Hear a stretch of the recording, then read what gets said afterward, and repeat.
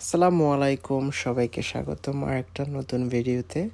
আজকে আপনাদেরকে নিয়ে ঘুরবো ওয়েলসের বিভিন্ন গ্রামগুলোতে। ওয়েলস অত্যন্ত সুন্দর একটা জায়গা। ওয়েলসের গ্রামগুলো অনেক সুন্দর।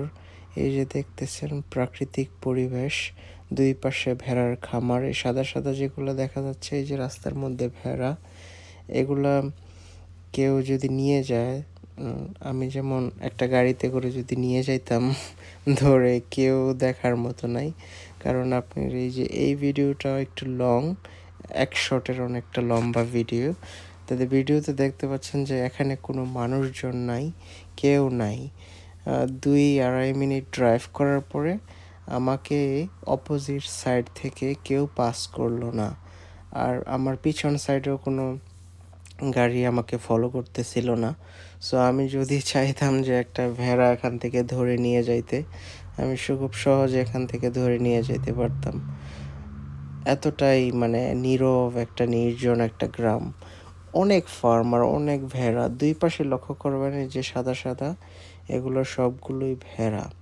ভেড়ার ফার্ম আর কি, দুই চারপাশে রাস্তা, দুই চারপাশে। আর গ্রামটা দেখেন, মানে পুরা একটা ওয়াও, একটা জোস একটা গ্রাম।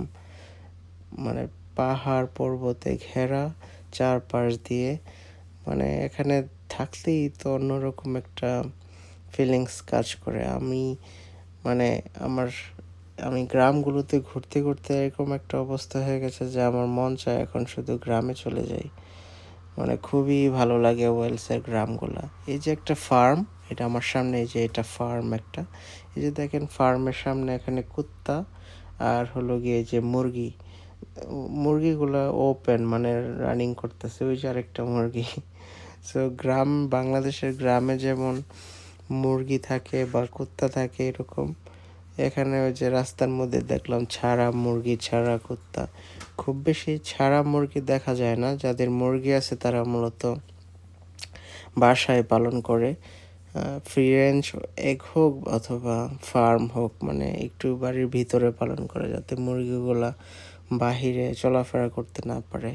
আমার মনে হয় ওই ফার্মটা মুরগিগুলো বাইরে রাখছে বা বাইরে থাকে এজন্য হয়তো বা, যে এই আশেপাশে তো আর কোনো বাসা নাই।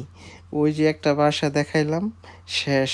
ওর পরে আর একটাও বাসা দেখবেন, এই যে কতখানি ড্রাইভ করে ফেললাম, আর কোনো বাসা নেই। আমি এখানে আইসা তো মানে কনফিউজ হয়ে গেছি যে আরে বাবা, এই গেটটা ওপেন, মানে ক্লোজ করা, রাস্তাটা ক্লোজ করা এই গেটটা দিয়ে।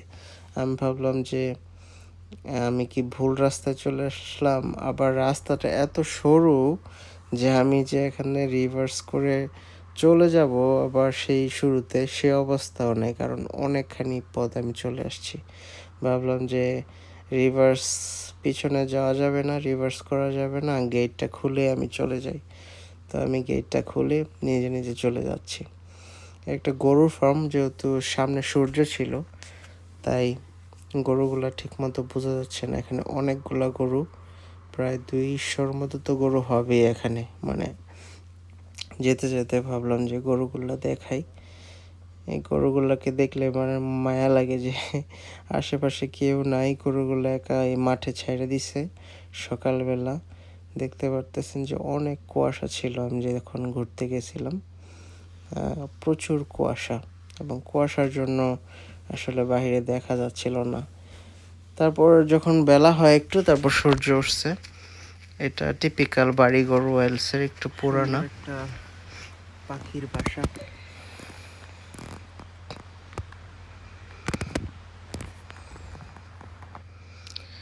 যাই হোক, এই যে ওয়েলসের যে রাস্তাঘাট, পাহাড় পরিবেশ, আমি যে এলাকাটা ওয়েলসের ঘুরতে গিয়েছিলাম, এটা একটা একদম সি সাইড, ওয়েলসের বর্ডার এলাকায়। এখানে প্রচুর মানুষ আসে ঘুরতে। ভিডিওতে দেখতে পাবেন যে প্রচুর মানুষ গাড়ি পার্ক করে সেখানে থাকে। আর ম্যাক্সিমাম এখানে অনেক মানুষ ঘুরতে আসে, তারা তাঁবু গেড়ে ঘুরতে আসে, মানে তাঁবু নিয়ে আসে, টেন্ট নিয়ে আসে।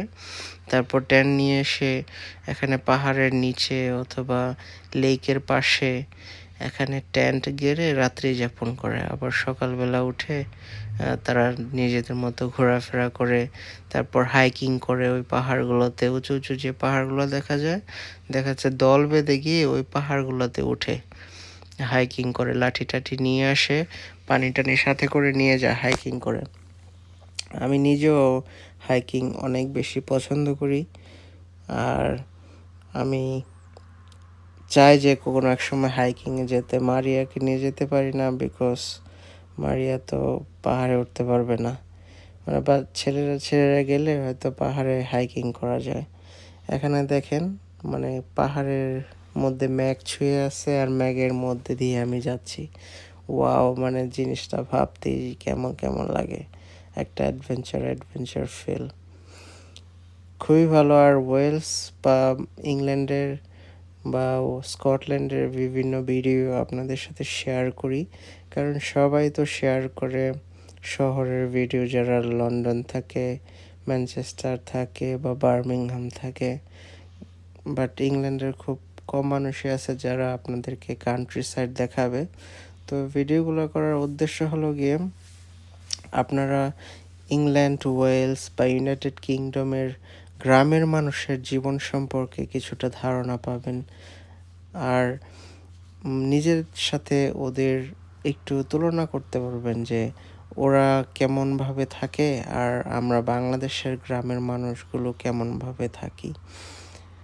একটা উদাহরণ দেই, এই যে ভিডিওতে গাড়িগুলো দেখতে পারতেছেন, এই গাড়িগুলো এভাবেই লুজ রাতের বেলা পড়ে থাকে, মানে পার্ক করে থাকে। অবশ্যই এগুলা হলো গিয়ে পর্যটকদের গাড়ি, যারা এখানে ঘুরতে আসে তারা এখানে গাড়ি পার্ক করে এই পাহাড়টা দেখতে যায়। ওই যে পাহাড়ের উপরে লাইন দেওয়া, মানে নিচে মানুষজন আছে ওখানে হাইকিং করে বা ঘোরাফেরা করে। সামনের যে লেক আছে, লেকের পাশ দিয়ে অনেক মানুষ আছে। তো বাট এমনিও বাসার পাশে গাড়ি রাখলে কেউ কোনোদিন টাচও করে না। বাংলাদেশে হলে তো মাশাল্লাহ, গাড়ি রাত্রেবেলা রাখলে এরকম ওপেন, পরের দিন সকালে খুঁজে পাওয়া যাবে কিনা মুশকিল।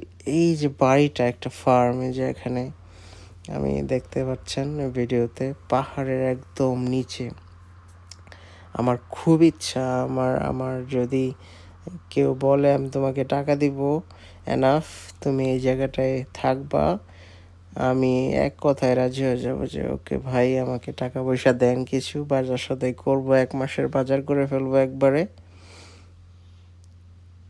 1 মাসের বাজার করে এখানে থাকবো আরামসে, কোনো টেনশন নাই। ঝর্ণা আছে, লেক আছে পাহাড়ের নিচে।